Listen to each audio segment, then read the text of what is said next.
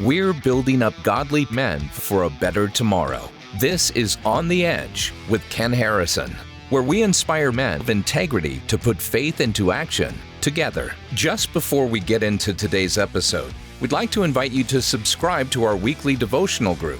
Just text the 2 words, Promise Keepers, to 31996. Every week you'll receive a challenging devotional that will inspire you to put your faith into action in the real world. Again, text Promise Keepers to 31996. And now, here's today's show.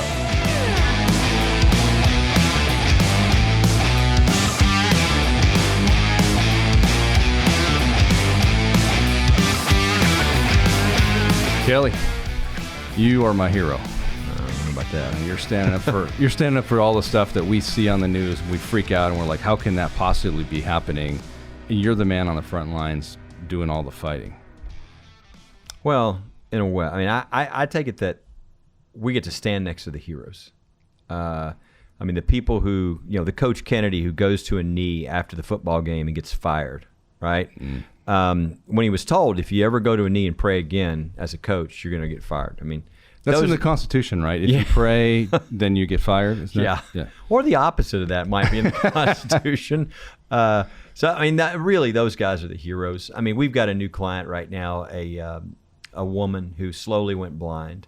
And as she's going blind, she's thinking about what's really important in life. And she realizes it's that people know about Jesus.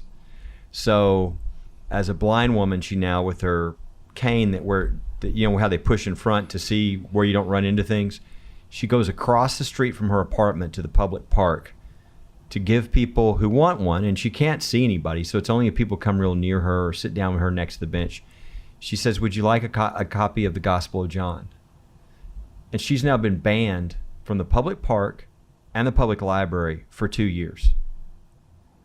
I mean, I read about that. I didn't know you were doing that. That's a hero. I look at all the chaos going on around our country, and I know we'll talk about some of this. But if you want to know what the answer to everything is, it's Gail Blair walking across the street with a walking cane so she can give people a Gospel of John. That's what changes the world right there. And so what a privilege that we get to stand next to people like that. But how did we get here? I mean, really, this 10 years ago, if I had said that to anybody, they'd be like, you're nuts. That could never happen in America. Right. A blind woman banned from a park simply for asking people if they want a copy of the Gospel of John. Yeah, it's crazy. I mean, when I started doing this kind of work 31 years ago, if you would have taken me back then and pick, we had 300 cases last year. Pick any of the 300. If you would have said, would you ever have a case with these kind of facts? You couldn't pick any of them, right? All of them would be insane. It would be, well, that will never happen. We don't know anything today. We don't know what a male or a female is. Everything is so different than we normally are dealing with, and it's creating lots of problems for the church. I mean, how do you deal with this if you're a church? You're just trying to tell people about Jesus, and the next thing you know, you're not sure if you can have male and female bathrooms, and you're not sure, what you can do. And so a lot of the culture starts to come into the church. And boy, I think, we've been telling people for a long time at First Liberty that, believers immediately get why religious freedom is important, right? If you can't share the truth and have people have their life redeemed, I mean, there's really no hope, right? And so people get that. But what most people don't get, and we've been telling people this, is there's an addition to that. The reason the founders called it our first freedom is because they realized if you lose this freedom, you will lose all of your freedoms. And what's amazing is people from other countries will come up to us and say, I saw this happen in my country, and I'm thinking of some people that handed me a check and said, I'm going to be supporting you guys from now on, and they're not religious at all. They don't believe in Jesus, but they understand what's going to happen if religious freedom goes. And so the pandemic is such an eye-opener to a lot of people, because we've been telling them this for a long time. What is the main force under attack during the pandemic? It's all the churches, right? And we have these businesses calling us, businessmen from all around the country, saying, we see that you've been winning all your lawsuits during the pandemic on behalf of churches. Should we file? Our businesses are being destroyed.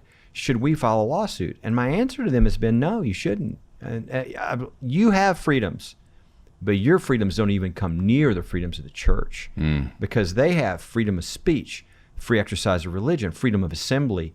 If they can't win, you have no chance. So fascinating that everybody's freedoms in this country are now dependent upon whether the church will stand and whether their freedoms will be recognized. Because if they won't, then nobody else's are going to be recognized. Isn't that interesting? So even people who hate the church and hate Jesus, they really better be rooting for the churches. It's funny. I've had some people that were sort of more on the libertarian side, and they would say, you guys, good what you're doing, but not my gig. And as soon as we won this first major case in the pandemic, we were seeing videos of like fathers throwing baseballs with their kids and then being handcuffed and taken to jail because they were doing so in a park. A mother handcuffed because her kids were swinging together. Again, nobody else in the park, right? Wow. The guy coming off the beach on the surfboard arrested when he's by himself, right? And everybody was going, have we lost our Constitution? I mean, what's going on? There's never been a case in the pandemic. Is the new law going to be your rights are all gone in the pandemic? And we filed that case in Louisville where it was right before Easter. They had told the church, you cannot have a Sunday service in your cars, drive-in service. That was Mississippi, right? No, well, Mississippi was the second one, but the very first case in court decision was Louisville. Oh. And Mississippi, when we had an African-American church represented there, where they were going to fine them and all this. But similarly, in On Fire Christian Church in Louisville, Kentucky, and again, cars in the church parking lot, right? That's all it is. Okay, you're listening over the radio frequency. Nobody, the CDC guidelines say nothing about a danger from one automobile passing the coronavirus inside the other automobile. It doesn't happen. And then, by the way, the governor said on Easter Sunday, we're going to send police to every church, and any license plate that is in the church parking lot is going to be written down.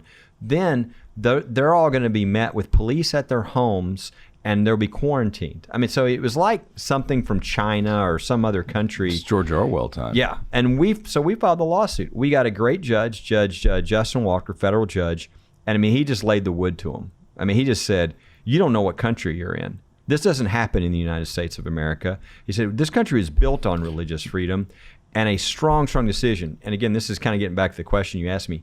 And what was amazing is that guy I said to you that was like, kind of not my gig, He sent me an email. Oh, actually, it was Facebook. He put something on his Facebook. He pulled me in by tagging me, and he said, this is incredible. He said, our Constitution has been restored. He said, I'm sending a gift right now to First Liberty. He said, I encourage everybody I know to do the same. It's like the light bulb finally went off that, you know what? If I care about freedom, I better care about religious freedom.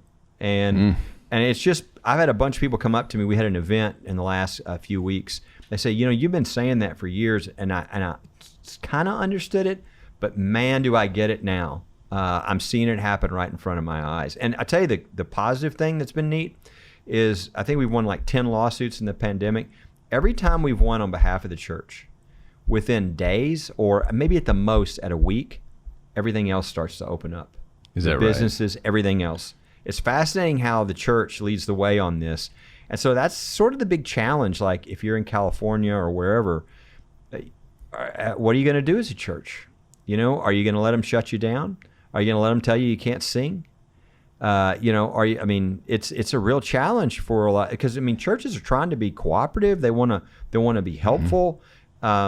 But again, we're talking here about a government that is abusing the law. They're not following the law. They're violating the Constitution, which is our highest law in this country. And churches are standing up around the country. And what's amazing is what you're finding is a lot of times, if enough churches were to stand up, let's say California, if all the churches were to say, look, we're going to be safe because we care about our people, but we're not going to shut down our services for the next year, so come get us, it would all be over. Yeah, that's right. If we would just stick together. That's right. But what's happening is they can pick off one at a time and create problems. But this is one of those unique times.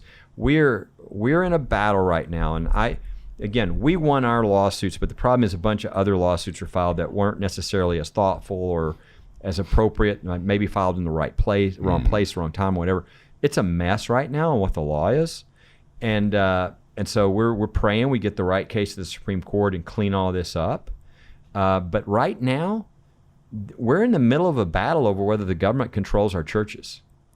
I mean, that is actually what we're in. I mean, if the new law is, if there's ever an emergency, or let me put it this way, if a government official, a mayor, a governor, ever says there's an emergency, and that means your constitutional freedoms are suspended because they declare an emergency, then you don't have any constitutional freedom. Because we have this great emergency called global warming. Yes. So we're done, right? I mean, they can just we can decide. come up, the Green New Deal, right? I mean, you just keep going, right? Everything's an emergency. So it's a really important time. So I mean, people are like gosh, I'm going to turn this thing off because this is really depressing. Let's talk about all these, because you've had some unbelievable victories. Well, that's the thing. I would say we're in the short term, we're in the middle of a very important battle about whether the church can be controlled by the government. But in the long term, we're really shifting things. I mean, I've been doing this for 31 years, and we are totally shifting the landscape. Talk about the landmark victory that you had that really people don't understand. I didn't until we were talking about it, and it was just dumbfounding, the victory you had at the Supreme Court. Let me step back a second, because it won't make as much sense if I don't say how do we come to this point. Really, the starting point of a lot of this is the judges. For years and years and years, the judges, the federal judges who were appointed for life, it's really been picked through a heavy political system. Mm-hmm. It's like, hey, I helped you get elected president. My brother's a judge. Why don't you put him on the court, right? And for the first time, we had somebody run, Trump, who ran, and actually said, this is what I will do with judges. Said, I'm going to appoint this type of judicial philosophy, which is what we call originalism. Well, and just to interrupt, that's why he's so threatening, and whether you agree with him or not, he didn't come from the system, and right. He didn't understand how things worked. My sister-in-law is supposed to get that because this is how, and he went, I don't know and I don't care. And so that's why Republicans and Democrats really were angry when he first got elected. Yes, and he had even mentioned something because his sister is like a judge, and they thought, oh, it's going to be that, yeah, right? And instead, they're originalists. And people, again, your listeners are probably going, well, of course. Originalism means you go by the original meaning of the text or the statute. You think, well, of course you do, right? No. We've been going by a living constitution, which means you sort of interpret it for today. Right. And so biblical people do the same thing, right? That's right. They take the words and they go, well, we got to make it really mean something for today. And they change it. Well, an originalist says, this is what it meant when the text was written. If you want to change it, then change it. But I'm not going to change it because I'm a judge, not a legislator. That's very different. And so as we've been appointing those type of people, over 200 have been confirmed so far. And I can't tell you how many of these people, because I know a number of these people. We've been working on making sure the high quality, brilliant people are appointed that you'll never, and I can't tell you how many of these people are strong believers. They're very bright. They will never turn from what they know is true and from the Constitution. And you mean like Roberts and Gorsuch have done recently? Exactly. You've got, you're going, what is that person doing? We're appointing really solid people to a lot of these lower courts. And so they never get to the Supreme Court. So give the statistics about how many cases actually make it to the Supreme Court so people understand the importance of federal judges. There's hundreds of thousands of cases filed, every year in the federal courts, and a total of about 80 make the Supreme Court. 80. So all the rest of them 0.01%. It's very small, and even of the ones who they try to appeal to the Supreme Court, it's like 1% or less. So all the other cases end at the Court of Appeals, all these lower court judges. And it's really important that you have solid people there. So we've been doing that, and the Supreme Court. Like, again, our issue is religious freedom. So on Kavanaugh, when Kavanaugh was being born, Kavanaugh, as a young attorney, donated time with me on religious liberty cases. That's right. I forgot about that. He's a guy who cares about religious freedom. We knew he'd be good. Gorsuch has been really good on religious freedom, right? Now there's another issue with apparently Gorsuch. if you're attracted to men, you're a woman under the law again. That was something that was highlighted before, and he had joined an opinion as an appellate judge on transgenderism that gave a hint. Oh, so we did know. Well, yeah, some people knew. Oh. And we flagged that as an issue. We said, look, this is something. We said on the issue of religious freedom, he's one of the best we've ever seen. And if you look at his opinion, you're talking about the Bostock opinion, where he reinterpreted the word sex from 1964 to mean LGBT and transgenderism.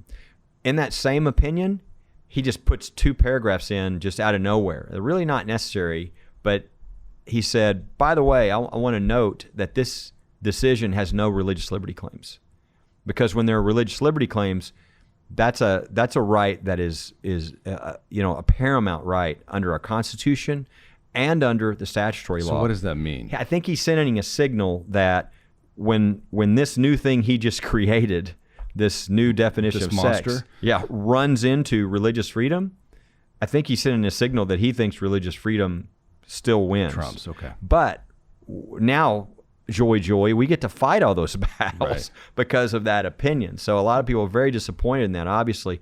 But we had some people in the Supreme Court. So I'm setting that up because then you asked me about the case. Our case was the Bladensburg Cross case. This is a veterans memorial that was put up almost 100 years ago by mothers who lost their sons in World War I from Prince George's County, Maryland, right outside of D.C. 49 young men who died. And that memorial was set up on American Legion land.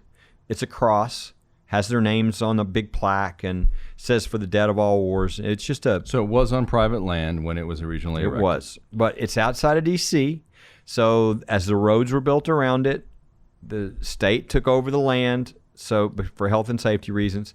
But they didn't want to disturb a memorial. I mean, that's been up for almost 100 years, so they left it alone. And in fact, there are other memorials nearby. Come along decades later, the American Humanist Association, which says we can't have a cross on government land, and so they bring a lawsuit. Well, we won at the district court, but at the Court of Appeals, we had a 3-court judge panel, and one of the judges, if you want to feel for where this was going, said, "Why don't we just cut the arms off the cross? Because that way nobody will be offended, and we won't have to tear it down."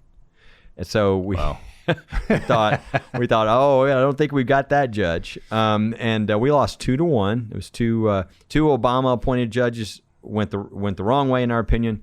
The Clinton-appointed judge went with us. And ultimately, this was good for us because it went to the Supreme Court. That's exactly right. Went to the Supreme Court. And look, if they rule that you got to tear down the veterans memorials that are crosses or Stars of David or whatever, I mean, 2 miles away from this is Arlington National Cemetery. They're going to have to go into Arlington National Cemetery and tear down. There's like a 24-foot cross. Every gravesite has a Star of David or some might argue, well, those people got to choose those things. But still, there are others. There's the Argonne Cross. There's the Canadian Cross of Sacrifice. There's lots of crosses.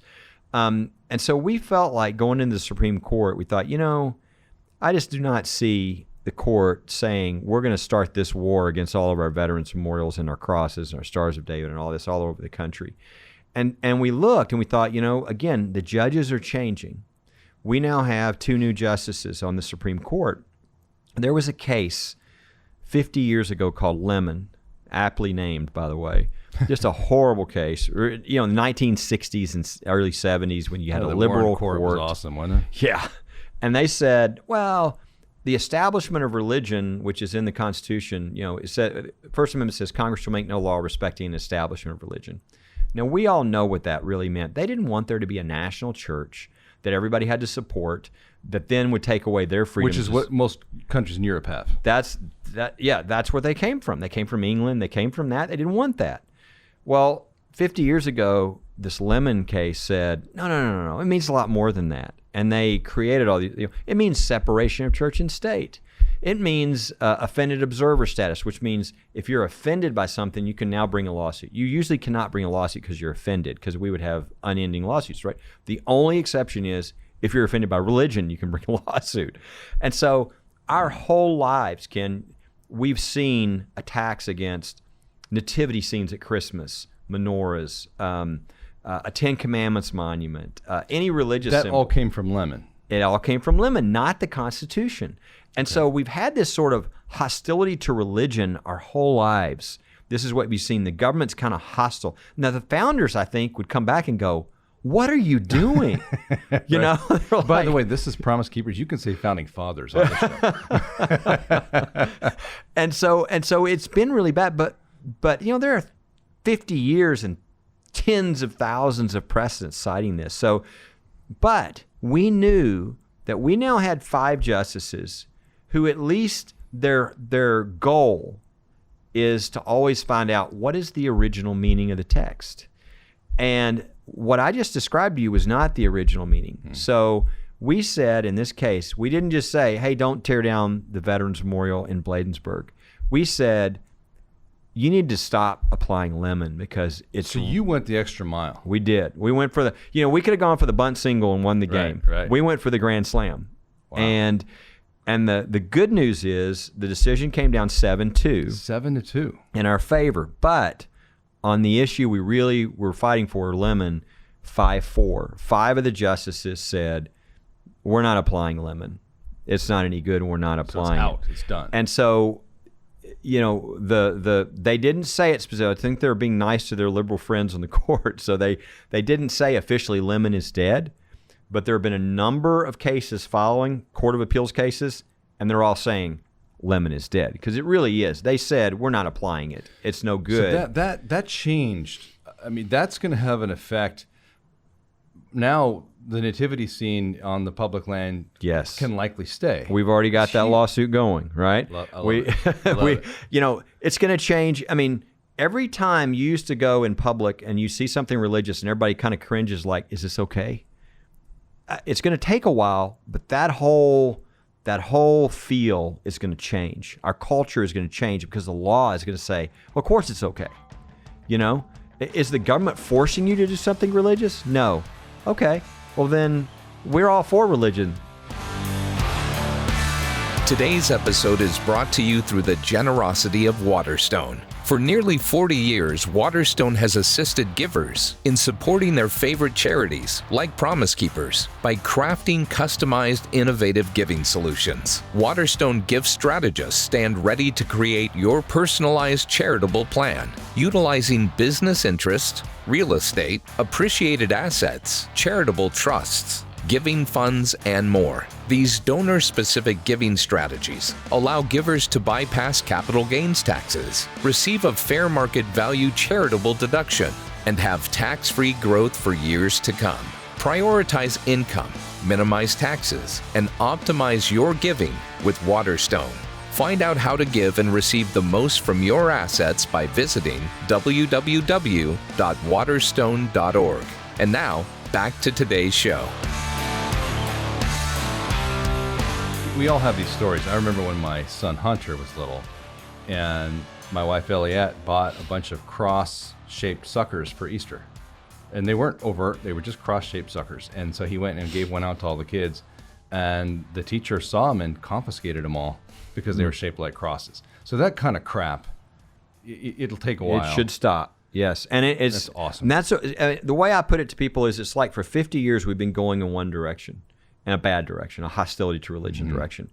We just turned completely 180, and we're now starting to walk the other direction.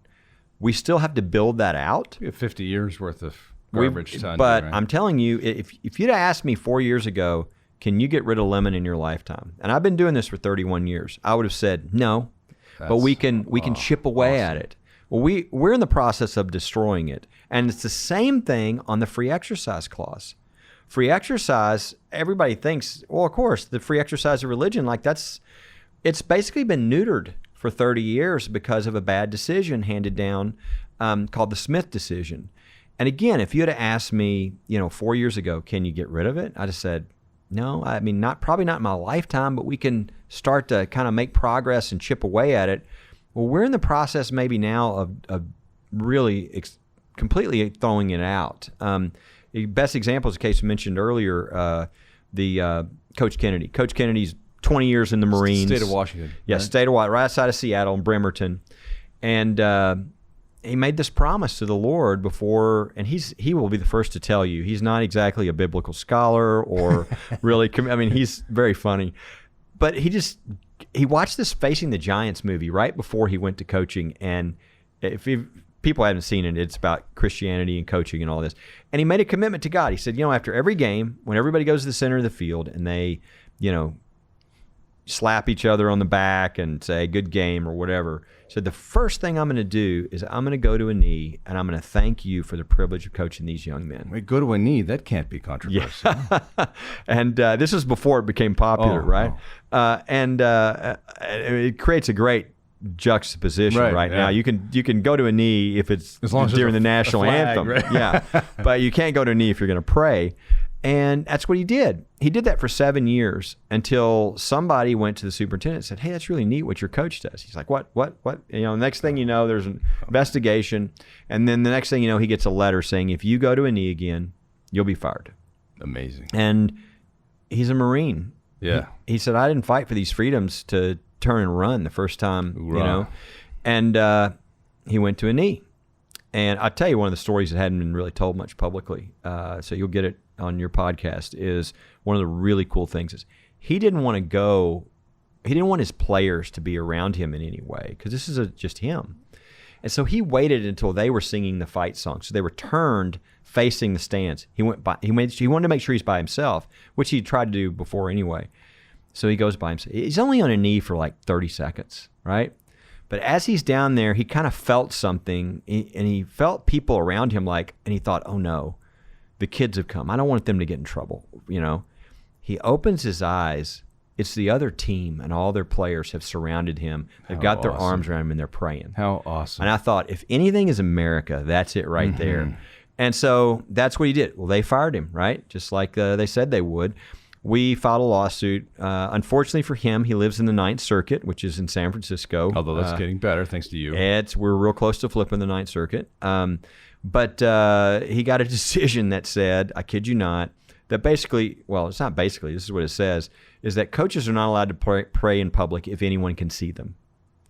It's not just students. It's like a spectator. If a spectator up in the corner of the stands sees a coach praying, they will think, he works for the school district.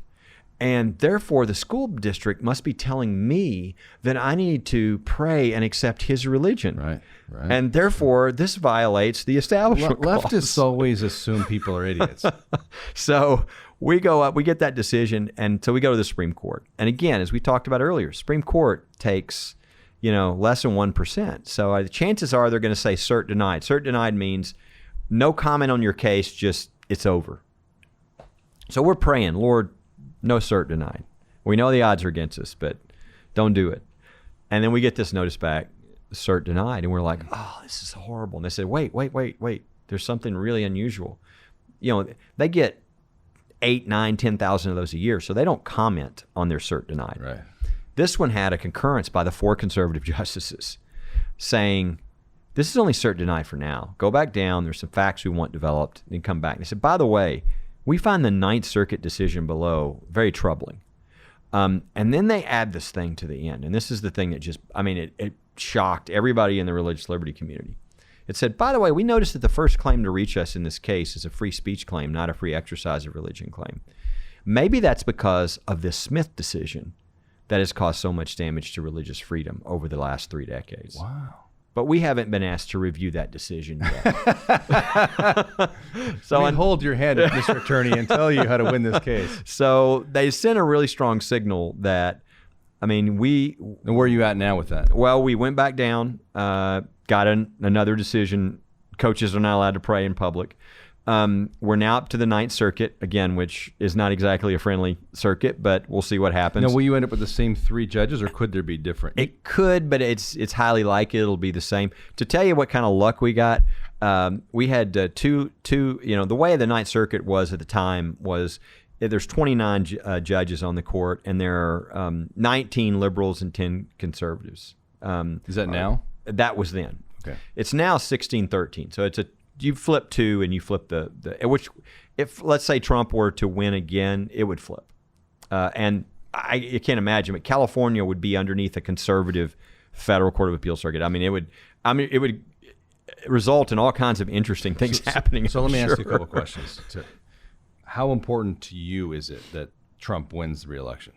Well, as a 501c3, we don't endorse any candidate. I'm not asking you to endorse. I'm just wondering how but important I think if you're, depending upon what kind of judges you want, it's a huge deal, right? If you want a more liberal justice who think that really their job is to sort of make things current for today and imbue the values that they want to imbue and get the results they want to get, then you're going to want to elect the Democratic candidate, because that's the kind of people they're going to appoint. I mean, Sotomayor, Ginsburg, et cetera. People who see magical things in the Constitution that say, well, I see here it says you have a freedom of assembly. That must mean you get to murder babies in the womb, right? The Roe v. Wade is definitely one of the issues, for sure. I mean, on the other side, you've got, and this is the interesting thing that people don't think about. If you get the Trump-appointed judges, you're not going to get judges or justices who want a conservative result, okay? They think their job isn't to do that. That's important to say. Yeah, it's not like liberal versus conservative politics. It's an approach. One is sort of, hey, let's do good. And the other is, look, even if I think this law is bad, that's not my job to overturn the law unless it violates the words of the Constitution. Mm-hmm. So that's what you get. So, like, for instance, let's take Roe v. Wade. People are like, I want the conservative judges so that they'll, outlaw abortion. Well, they're not going to outlaw abortion. The best you'll get is they'll say, well, I don't see anything about abortion in the Constitution, and therefore it's an issue for the states. So there is a difference. People tend to think, right. Which liberals, is why it's harder for Christians, because we have the leftist side saying we're going to do whatever it takes for our side to win, and the conservative side is not saying that. They're saying, what does the Constitution say? That's right. What we're going to do, even if we don't happen to like it. So we're already starting off way behind the eight ball. There's also an argument in the past, at least, about sort of a ratchet, which is the liberal justices sort of add things in that aren't in the Constitution, and then it becomes precedent. And then the conservatives don't want to overturn precedent. Which Roberts just said. Now, let me ask you this. So there have been some precedent, some really awful ones we know about slavery and whatnot, right? Dred Scott. In 1844, the Supreme Court said that public schools had to teach the Bible. So that's precedent, right? Where the Warren Court didn't apparently care about precedent like the conservatives do. Yeah, I think it's one of those things that on the conservative side, they kind of hamstring themselves a little bit, right? But I think the general belief, like your Justice Thomases and others, is, look, if the precedent you're talking about is something that looks at the Constitution and refuses to follow its words, or tries to make up things that are nowhere written in the Constitution, then that precedent really doesn't deserve any respect at all. And so there's been a little battle going on in that. I'll take an example of something that most people have never heard of, right? Which is, as you've seen these new justices come in, just like with religious freedom with our Bladensburg Cross case and the Lemon case and all that. Another one is the Fifth Amendment case that came down that same time. Fifth Amendment talks about the government can't take your property without just compensation. Okay, if the government comes in and takes your property, it's got to pay you a fair market value. And for, 30 years, this case law had become that, well, if you want to bring a Fifth Amendment federal constitutional claim, you first have to go before your local, state court who's stealing your property and have a litigation before them. Oh, jeez. Well, it's a federal right. It's, why would you, so. But the reason that's important, so people understand, is because most people can't afford to do that. No. That adds a whole new layer of trial attorneys. Takes forever. You never, and so in this case, the five, including Roberts, the five considered conservative justices ended that 30 years. They said, that's not what the Constitution says. Wow. And boom, they overruled it.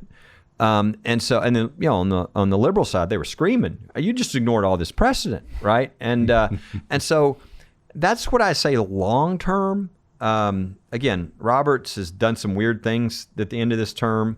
People were disappointed in Gorsuch on Bostock, that decision.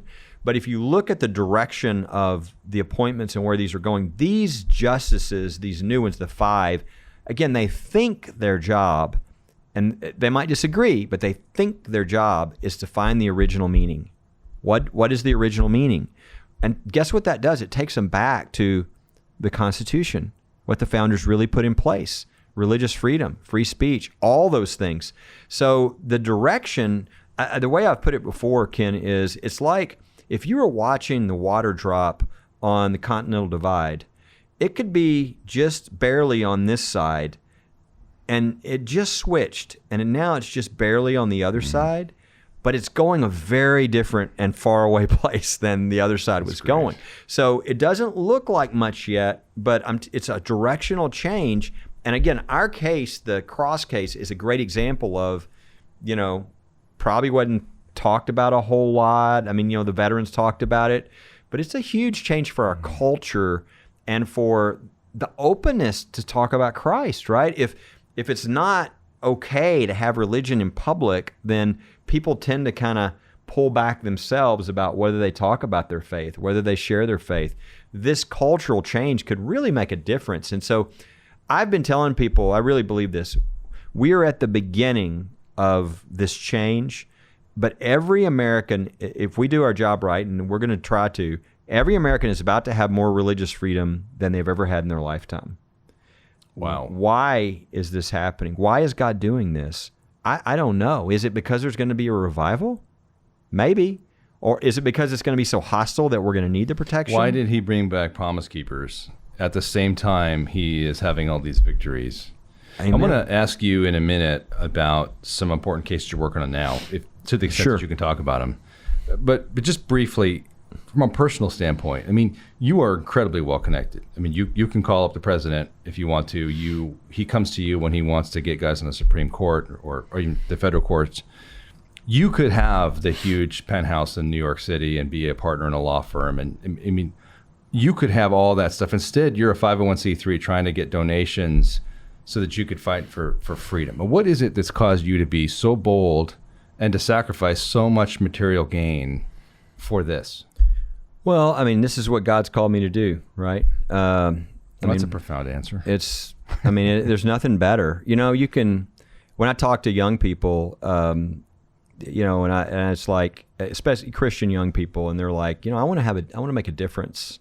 There's a lot of elements to that, right? But I tell them there's really two really, really big ones in my view. What are your gifts? Everybody wants to know God's will for their life. The most particularized expression of his will is how he made you, because there's nobody like you, right? So what are you really good at? What comes really easy to you? What do people say, man, you're really good at that? And you go, oh, that's easy. And they go, no, it's not. It's not easy, whatever that is, right? And that's what your parents, your grandparents, your people around you should be doing to help you, because everybody thinks that whatever they are is normal, right? But God gifted you in some way. So if you start living out of your gifts, talk about the expression of God's will for your life. There's nothing better than living out of those gifts. And so I always, if somebody tries to tell you, go do that because you'll make more money, that's a fool's errand. What I find is that the people that are living out of their gifts tend to make more money. I mean, they're very successful because have more joy. Yeah. And no matter what, you're having no joy. So I just say, number one, living out of your gifts. But number two, when you start to live out of your gifts, the enemy, you're going to start to have impact for the kingdom when you start living out your gifts, because that's what God created you. The enemy will come with fear and intimidation. Mm-hmm. And if you're not willing to walk through that, you'll never have your impact. I mean, you'll always be thwarted. And so for me back then, I was like, I remember I finished my clerkship for a federal judge, which you do for 1 year. You sort of research, write opinions for the judge, and you get a unique view of what it's like to be a lawyer. You get to see from the other side of the bench what's persuasive, what's loses your credibility, how things look. It's a whole different perspective. So all the law firms want you to come work at the big law firms because it's a unique experience. And I had those offers, and I just remember thinking, Lord, I feel like I'd suffocate if I went and did that, because I don't feel like that's what you're calling me to do. And I remember thinking, what do you want to do? And I thought, well, I want to use my legal skills because you've shown me through law school I should do that, but I want to help pastors and churches and religious freedoms and our founding principles. And I'd even like to go to seminary part-time. And I laughed because there was no paying job to do any such thing. And 2 weeks later, 2 big partners in big national law firms who I'd never met in my life called me out of the blue and said, will you come to lunch? And I said, sure. And they said, look, we've started donating our time for religious freedom. We're now getting so many calls, it's hurting our ability to make a living. And we were just wondering, we heard about you.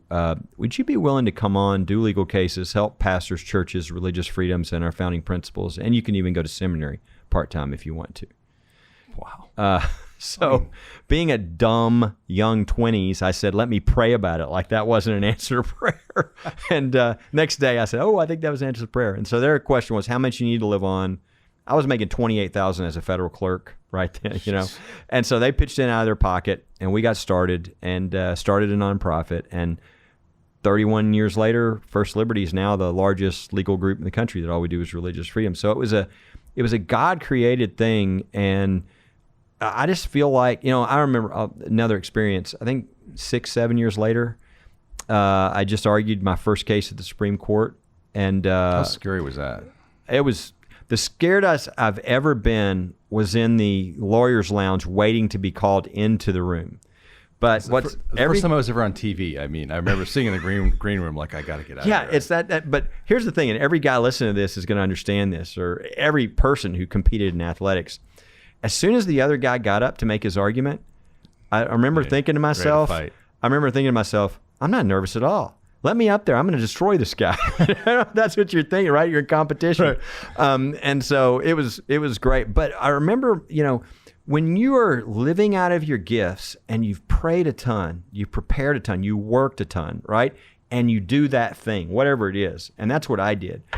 There's no greater feeling than that. There's just nothing more joyful than to live out of the createdness that God gave you, to do whatever that is and to give it to Him. And that could be any job, right? But my wife, I'll never forget, we walked out of the court and we're about to walk down those big steps going down. There's a huge cache of microphones at the bottom with the media and all this. And I remember my wife turning to me and saying, this is what you were born to do.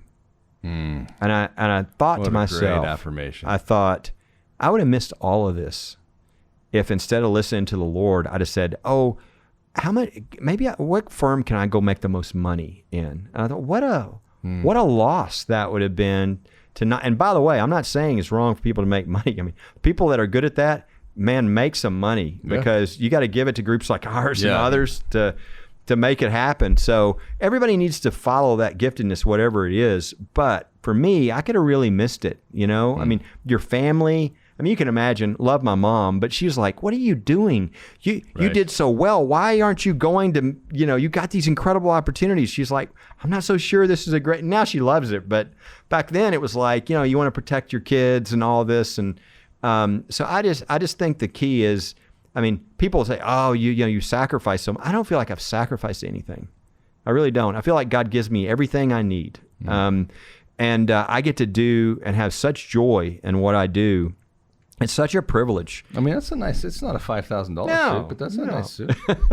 No, I got enough to, I'm not begging on the streets. But I tell you, the coolest thing about it though is, and I said this earlier, is we get to be with heroes all the time. I mean, we get to be with people who are really standing for their faith and paying a price. And I could tell you story after story, but I mean, let's take Melissa Klein, right? Who has a bakery in Oregon, who, took her years to ever get up to where she and Aaron could have a store. And they love people. And one of the things she did is do wedding cakes, custom wedding cakes, right? And she would always have a biblical flair to what she did because she understood marriage from the Bible. And then she has 2 women that come in. Did they refuse them? Oh, no, they loved them. They served them, did everything. But then they wanted them to do a same-sex wedding cake. And Melissa's like, oh, I'm really sorry because of my my Christian beliefs and biblical beliefs. I can't do that kind of custom cake. Let me tell you somebody who'll do a great job, which she did. Next thing she knows, the state of Oregon is coming after her. They were fined $135,000. Their business was bankrupted. The judge actually ordered them not to speak publicly their beliefs about marriage. How can you do that? That's not a violation of the First Amendment or anything. Yeah, and what would have happened had they done that? Said, I'm sorry. Well, there would have been fine. There would have been contempt charges against them. To speak publicly, to exercise their first. That's right, and biblically. And so the good news is that part was reversed even at the liberal court when we got up to the Court of Appeals. But the other two parts, we said this is a violation for them to go after her and to do this because she has a right. The way I would distinguish this for people is because I've been in some liberal debates on this type of case, and I say, look, these people serve everybody. So it's not a matter of not serving people because of whoever they are. But the thing that we should all be able to agree on is we don't ever want the government to force people to express things that they can't express. I said, does anybody really think it would be okay for the government to punish a black baker because he won't do a clan cake? That's a good analogy. It's wrong. We would never tell anybody they have to express something they don't want to express. So I want my swastika cake from the Jewish baker. Yeah, it's like, well, you know what? Go do it somewhere else. I mean, unfortunately, for that you want to express something like that, but in America, you can express things that everybody thinks are bad. So freedom of expression doesn't just go with saying and doing stupid stuff that you want. Maybe it should also be you don't have to do stupid stuff that somebody else wants you to do. Absolutely. I mean, people don't want to be involved in something that they feel is sinful, that they feel violates their conscience. I mean, that's kind of basic in this country. That's freedom of conscience. That's freedom of religion. And so Melissa, though, I just use that as an example. They have been through so much. I mean, this thing has been going on for 7 years. We've been all the way up to the Supreme Court. We got a fairly good decision there to go back down and telling the Oregon court, you need to try this again. They sent a very strong hint. But they could have moved. I mean, people said, hey, move your bakery to Texas, open up, because they've been bankrupted. Right. And, I mean, you'll get tons of business. But you know what? Aaron and Melissa haven't done that because they know that millions and millions of believers around the country are doing their business and they're dependent upon them to win their lawsuit. Man. Those are heroes. They're going to be rewarded by the Lord. Those are great. And so that's, Gail Blair, the blind woman. I mean, we could just go through hundreds, Coach Joe Kennedy. I mean, the people we get to represent are such heroes, and they go through a lot that people don't see. Pray. I encourage people, really lift these people up in prayer. There's a lot of spiritual warfare against them. There's some of their friends turn their back on them. It's amazing to watch. Some people don't like controversial people who stand for their faith. And I mean in your church, I mean everywhere else. It's sad, but you kind of, I guess you learn who your friends are and who you're not. But they go through, it's a difficult thing. Well, Dietrich Bonhoeffer, he was controversial. Those people in Germany really didn't like him. The Lutheran Church didn't. And, he was just controversial. It's that's where we are. I mean, people could look at our culture right now, and it's obviously there's a lot of bad stuff. And they could think, oh, I'm just going to get depressed, right? And I think as believers, we have to think, what a privilege to represent Christ now. I mean, being a light really shows up now. You have an opportunity to really impact people's lives now. Our grandkids and our kids, our grandkids, our great-grandkids are dependent upon us for the future of whether we have a country right now. So in those ways, it's kind of scary, but it's a privilege. Risk being uncomfortable. That's right. The people in Oregon, the coach in Washington, well, it seems like it's always the same states, which is what happens when one political party controls everything in a state, and that party is completely leftist, right? I mean, and I want to be. It's not, the people who control Oregon and Washington are not Democrats. They are crazy leftist wackos. They're not liberals. They're socialists. We had a case. We had a case in Washington. The order from the governor there during the pandemic banned even two people to get together for a spiritual meeting. What the heck? And it wasn't even limited to indoors. So we said, okay. So we had two guys that said, we're in a Bible study together, and the rest of them aren't necessarily ready to gather together, but the two of us want to gather together outdoors, 10 feet apart. And this is going to be a crime. So we brought a federal lawsuit. needless to say, we won that. But I mean, this is the kind of orders that are coming out from some of these governors. It's really hard to believe. It is. Now they've come out. If those two guys wanted to get together and bash in some windows and spray graffiti, then they would have said, well, the pandemic doesn't spread to people when they're rioting. Yeah, and like in California, right? You can shout at a riot and spit all over the place, but you're not allowed to sing in church. So it's Kelly, thank unbelievable God for you. I mean, just thank the Lord. And we were saying earlier, and I want everybody listening to this to really hear this.